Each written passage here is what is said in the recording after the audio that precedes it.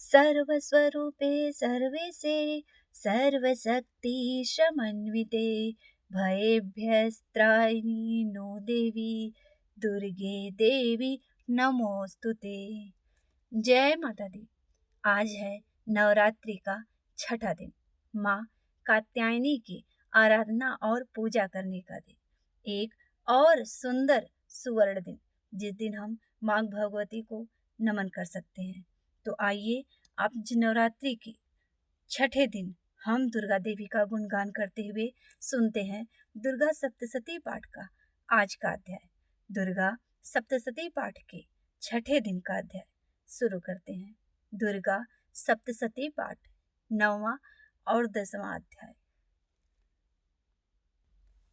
9वां अध्याय निशुंभ वध। मैं अर्धनारीश्वर के श्री विग्रह की निरंतर शरण लेता हूँ। उसका वर्ण बंदूक पुष्प और सुवर्ण के समान रत्न पित्त मिश्रित है।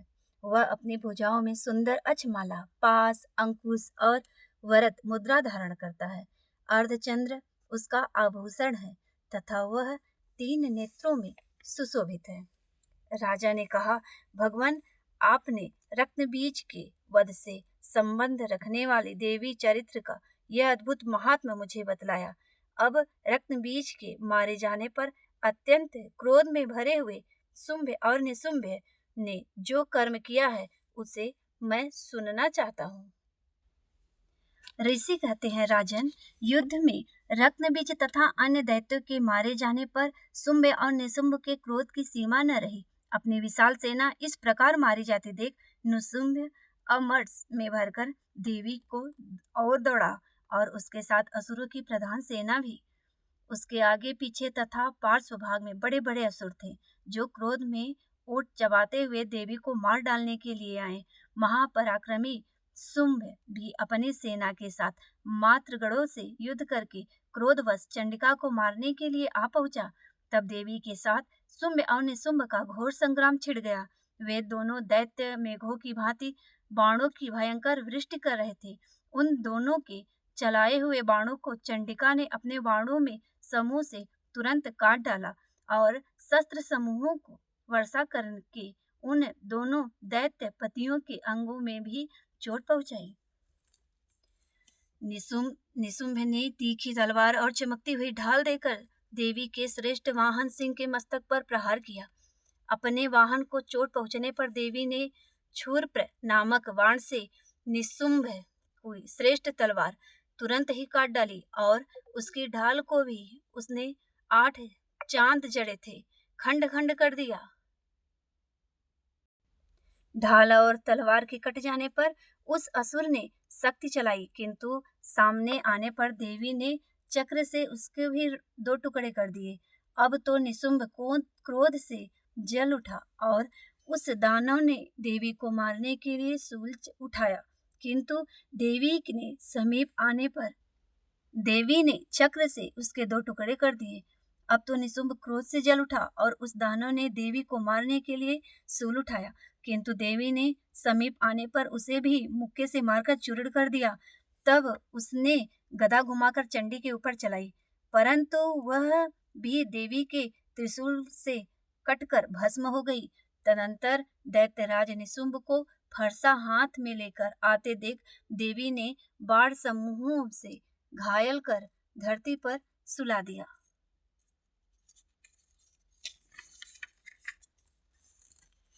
उस भयंकर पराक्रमी भाई निशुंभ के धराशाही हो जाने पर शुंभ को बड़ा क्रोध हुआ और अंबिका का वध करने के लिए वह आगे बढ़ा।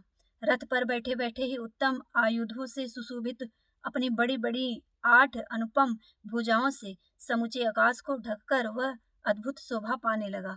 उसे आते देख देवी ने शंख बजाया और धनुष की प्रत्यंचा का भी अत्यंत दुस्सह शब्द किया। साथ ही अपने घंटे के शब्द से जो समस्त दैत्य सैनिकों का तेज नष्ट करने वाला था, संपूर्ण दिशाओं को व्याप्त कर दिया। तदंतर सिंह ने भी अपनी दहाड़ से, जिसे सुनकर बड़े बड़े गजराजों का महान मदवृद्ध हो जाता था, आकाश, पृथ्वी और 10 दिशाओं को बुझा दिया। फिर काली ने आकाश में उछलकर अपने दोनों हाथों से पृथ्वी पर आघात किया। इससे ऐसा भयंकर शब्द हुआ जिससे पहले से सभी शब्द शांत हो गए। तत्पश्चात शिवजी शिवदूती ने दैत्यों के लिए अमंगलजनक अट्टहास किया। इन शब्दों को सुनकर समस्त असुर धर्रा उठे, किंतु शुंभ का बड़ा क्रोध हुआ। उस समय देवी ने जब शुंभ को लक्ष्य करके देखा तो दुरात्मा खड़ा रह, खड़ा रह। तभी आकाश में खड़े हुए देवता बोल उठे, जय हो, जय हो। शुंभ ने वहां आकर ज्वालाओं से युक्त अत्यंत भयानक शक्ति चलाई। अग्निमय पर्वत के समान आती हुई उस शक्तियों को देवी ने बड़े भारी सूखे लूके से दूर हटा दिया। उस समय शुंभ के सिंहासनाद से तीनों लोग गूंज उठे। राजन, उनकी प्रतिबंधी से वज्रपात के समान भयानक शब्द हुआ जिससे अन्य सब शब्दों को जीत लिया।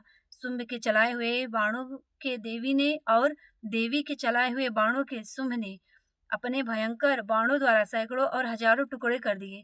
तब क्रोध में भरी हुई चंडिका ने शुंभ को शूल से मारा। उससे आघात से मूर्छित वह पृथ्वी पर गिर पड़ा। इतने में ही निशुंभ को चेतना हुई और उसने धनुष हाथ में लेकर बाणों द्वारा देवी काली तथा सिंह को घायल कर डाला। फिर उस दैत्यराज ने 10,000 बाहें बनाकर चक्रों के प्रहार से चंडिका को आच्छादित कर दिया। तब दुर्गम पीड़ा का नाश करने वाली भगवती दुर्गा ने कुपित होकर अपने बाणों से उन चक्रों तथा बाणों को काट गिराया। यह देख निशुंभ दैत्य सेना के साथ चंडिका का वध करने के लिए हाथ में गदा ले बड़े वेग से दौड़ा। उसके आते ही चंडी ने तीखी धार वाली तलवार से उसकी गदा को शीघ्र ही काट डाला। तब उसके शूल हाथ में ले लिया। देवताओं को पीड़ा देने वाले निशुंभ को शूल हाथ में लिए आते देख चंडिका ने वेग से चलाए हुए अपने शूल से उसकी छाती छेद डाली। शूल से विदृढ़ हो जाने पर उसकी छाती से एक दूसरा महाबली एवं महापराक्रमी पुरुष खड़ी रह कहकर कहता हुआ निकला। उस निकलते हुए पुरुष की बात सुनकर देवी ठठाकर हंस पड़ी और खंड से उन्होंने उसका मस्तक काट डाला। फिर तो वह पृथ्वी पर गिर पड़ा। तदंतर सिंह अपनी दाढ़ों से असुरों की गर्दन कुचलकर खाने लगा। यह बड़ा भयानक दृश्य था। उधर काली और शिवदूती ने भी अन्याय दैत्यों का भक्षण आरंभ किया। कौमारी की शक्ति से विदृढ़ होकर कितने ही महादैत्य नष्ट हो गए। ब्रह्माणी के मंत्रपूत जल से निस्तेज होकर कितने भी भाग खड़े हुए। कितने ही दैत्य माहेश्वरी के त्रिशूल से छिन्न भिन्न हो धाराशाही हो गए। वाराही के थुथुंस के आघात से कितनों का पृथ्वी पर कचूमर निकल गया। वैष्णवी ने तो भी अपने चक्र से दानवों के टुकड़े टुकड़े कर डाले। इंद्र के हाथ से छूटे हुए वज्र से भी कितने ही प्राणों से हाथ धो बैठे। कुछ असुर नष्ट हो गए, कुछ उस महायुद्ध से भाग गए तथा कितने ही काली, शिवदूती तथा सिंह के ग्रास बन गए। इस प्रकार श्री मार्कंडेय पुराण में सावर्णिक मनोद्धरण की कथा के अंतर्गत देवी महात्म्य में निशुंभ वध नामक 9वां अध्याय पूरा हुआ। 10वां अध्याय शुंभ वध। मैं मस्तक पर अर्धचंद्र धारण करने वाली शिव शक्ति स्वरूपा भगवती कामेश्वरी का हृदय में चिंतन करता हूँ। वे तपाए हुए सुवर्ण के समान सुंदर है। सूर्य, चंद्रमा और अग्नि, ये ही 3 उनके नेत्र हैं तथा वे अपने मनोहर हाथों से धनुष, बाण, अंकुश, पाश और शूल धारण किए हुए हैं। ऋषि कहते हैं, राजन, अपने प्राणों के समान प्यारे भाई निशुंभ को मारा देख तथा सारी सेना का संहार होता जान शुंभ ने कुपित होकर कहा, दुष्ट दुर्गे, तू बल के अभिमान से आकर झूठ मूठ का घमंड न दिखा। तू बड़ी मानमिनी बनी हुई है, किंतु दूसरी स्त्रियां की बल का सहारा लेकर लड़ती है। देवी बोली, ओ दुष्ट, मैं अकेली ही हूँ।